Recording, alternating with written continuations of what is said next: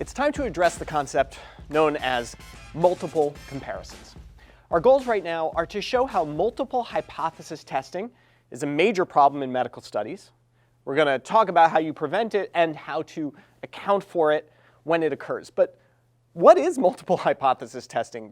What exactly are we talking about here? Well, one example comes to mind if you've ever been to a fortune teller. So I'm going to reach way back into my training, put on my fortune teller hat, and give you an example here. So when I think about multiple comparisons, I think about fortune tellers and what's called cold reading, where the idea is you just throw out a bunch of guesses and you throw them out really fast, and if any of them hit, it looks pretty amazing. Let me demonstrate. Excuse me, sir.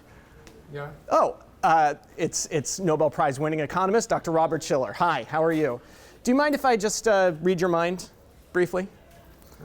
Okay. Okay. All right. So this is how it works. So Dr. Shiller, I know there's an important person in your life that you've been thinking about recently. The name, it starts with like a B or a D or sort of maybe a K or a T sound. Someone, maybe a D. Yeah, D. What was that person's name? Derek, right? Yeah. So I was getting that Derek sound, and he's sort of a business person, right? Or sort of like works with his hands, kind of maybe a mechanical person or someone who works with computers a lot. Computers. Yeah. So yeah, Derek with computers. I'm definitely sensing that's someone you've been thinking about a lot, and I think there are issues surrounding. I'm getting sort of things about health. Or really money, really more than health, maybe scholarship or academic pursuits. I think that are probably yeah. See, exactly, and that is how you read someone's mind, and it's all just a trick of multiple comparisons. What you just saw is something known as cold reading. It's a shotgun approach to psychic phenomena. Basically, the medium just throws out questions, statement to see what sticks. The idea is that if you throw out enough stuff, something in the person's face is going to sort of light up and say, oh yeah, I do know someone whose first name starts with J, right? And so they latch onto that and they sort of discard everything else. And using this cold reading method, mediums can make it seem like they have some deep psychic connection with you or are hearing a spirit or something like that. But really, it's multiple comparisons. It's multiple hypothesis testing. Each of those statements is a test. Very few of them hit, but the ones that do just hit by chance are embraced, celebrated, and you claim victory. This can happen in medicine too. So remember the discussion about p-values, right? Our threshold for statistical significance, or watch it again if you want to see it again. We have agreed as a scientific enterprise to set the statistical significance threshold at a p-value of 0.05, which means, just to reiterate it, that assuming there is nothing happening, the drug doesn't work, for example, we will only see results strange enough to make us think that it works 5% of the time. Okay, does that sort of make sense? We have to realize that even if a drug doesn't work, there's a chance it's going to look like it works because as we randomly give it to half the people, maybe we just randomly gave it to people that are slightly healthier so they live a little bit longer.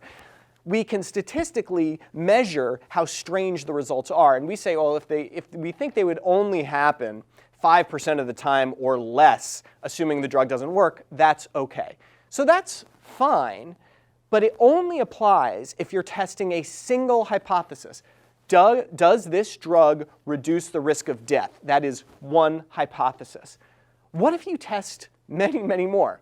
Does this drug reduce the risk of death? Does this drug reduce the risk of dementia? Does this drug reduce the risk of having a blood pressure greater than 160? Does this drug reduce the risk of depression? And so on and so on and so forth, right? If you were testing all of those in a study, the chance that one of them would be statistically significant, even assuming the drug is just a sugar pill, is just placebo, gets increased. So let's imagine that we did 50 such tests. How often would we get a statistically significant result, assuming we were just giving a sugar pill, a drug that really doesn't work? Well, the graph looks something like this, And you can see it sort of depends. We have a distribution here, but on average, you see between 2 and 3 of those 50 statistical tests will be statistically significant, even if the drug is just a sugar pill. And sometimes when you do this, you can even see, 8 and 10 of them are statistically significant, even assuming the drug is just a sugar pill. So that's a big problem, right? Because what's to stop me from just testing a million different things and only talking about the ones that are statistically significant, much like my psychic medium did? What if I just latch on to the ones that actually work? So your response might be, well, let's just test one thing per study, right? We should just A to B. So we don't only have to test one hypothesis per study, but you should only have one primary hypothesis, one primary statistical test. All the rest should be interpreted in the context of multiple comparisons. So the right way to do this, sort of the standard way, is for the researcher in advance to say, my hypothesis is that drug A influences outcome B, and my statistical test is going to evaluate this hypothesis, and that is my primary statistical test. That is the only statistical test that should be interpreted in the context of this p-value less than 0.05 thing. Now, the researcher collected all this data, right? The primary outcome was death, but they collected data on depression and dementia and all the other things that might be interesting. They can report that data. You don't have to keep your light under a bushel. But we should not interpret statistical significance in all those secondary tests the same way we do in the primary test. So label your primary test.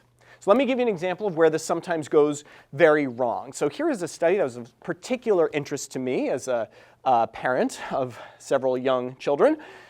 Effective minimal acupuncture for infantile colic, a multi-center, 3-arm, single-blind, randomized controlled trial. Okay, so this was a randomized trial where they were giving acupuncture to these little babies who were colicky. They cry, they have like a stomach ache.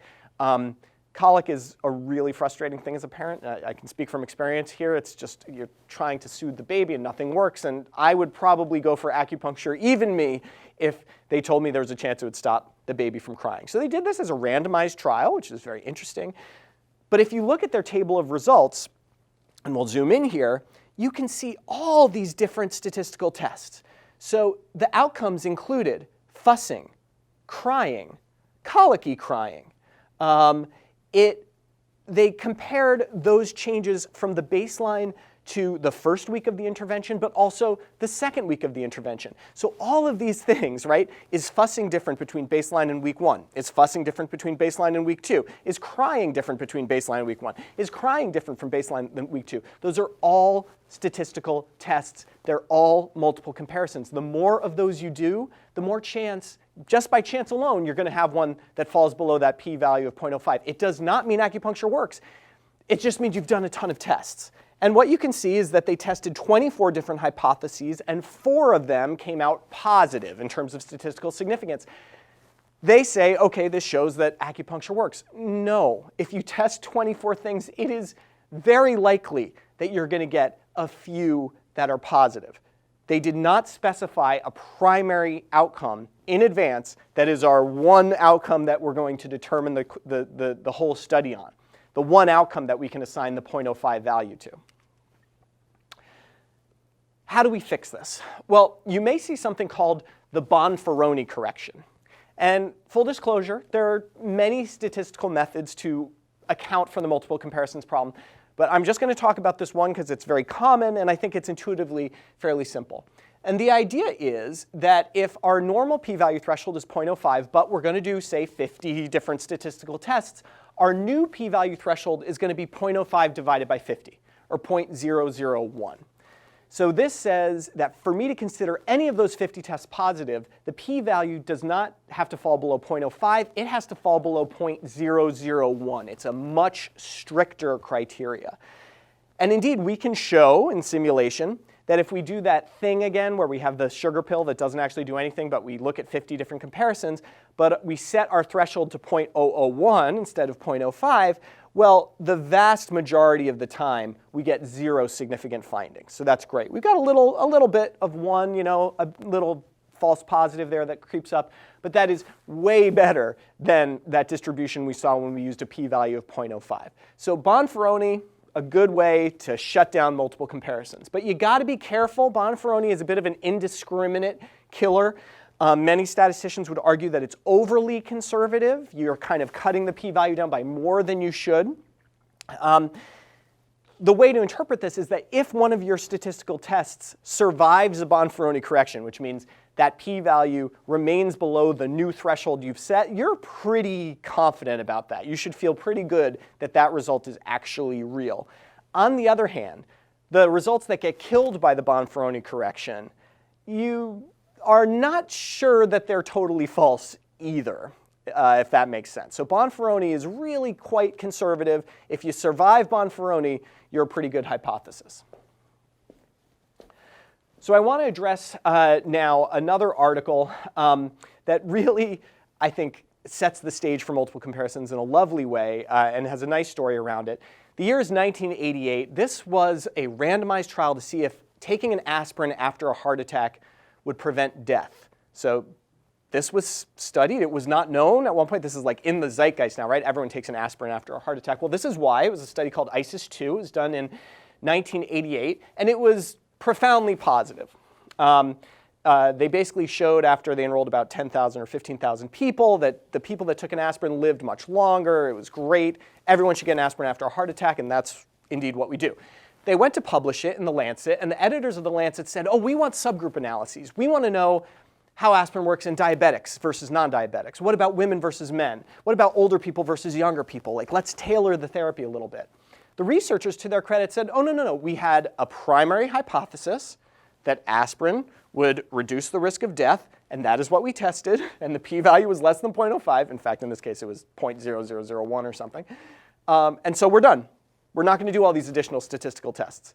Well, the editors pushed back, and the researchers pushed back, and finally, the consensus they came to, the researchers said, okay, well, we'll do all these subgroup analyses, but we want to pick a subgroup on our own that we want to analyze. And the editors said, sure, be our guest. And what you can see here in this forest plot are those subgroup analyses. Interestingly, the very top line there looked at astrological birth sign, and what it showed is that those born under Gemini or Libra, aspirin had no effect, but any other birth sign was fine. Okay, so what was the conclusion there? Is this showing that astrology is true?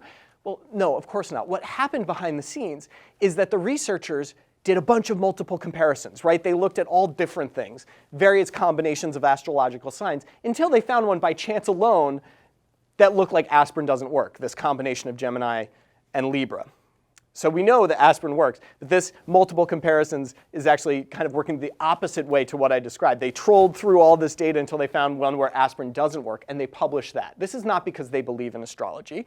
They were sort of giving a lesson to all of us, and so that's why it's important to still talk about that the more things you check for, the more likely you are to come up with these completely random findings that don't actually mean anything. So be very careful.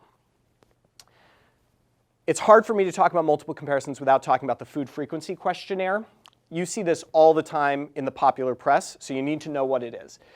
The food frequency questionnaire has 134 food items on it, and it basically says, in the past month, how often have you eaten bananas? How often have you eaten apples? How often have you eaten chicken? How often have you eaten quinoa? And so on and so on and so forth.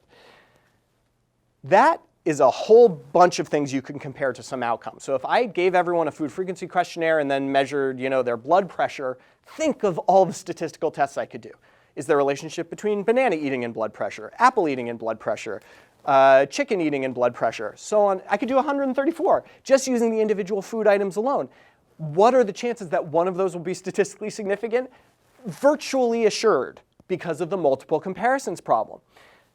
You can also group the foods to make new categories. So you could group them by like glycemic load or pesticide content or dietary patterns or calories or fat or carbohydrates or all these different ways. So you can do even more statistical tests using a food frequency questionnaire. You can link any of the above to any outcome you might be interested in. And what's most insidious, maybe you don't publish anything that says it's negative, right? When you test whether apples have an association with colon cancer and you find no association, maybe you don't publish that, right? You just gets saved on your desktop or thrown away.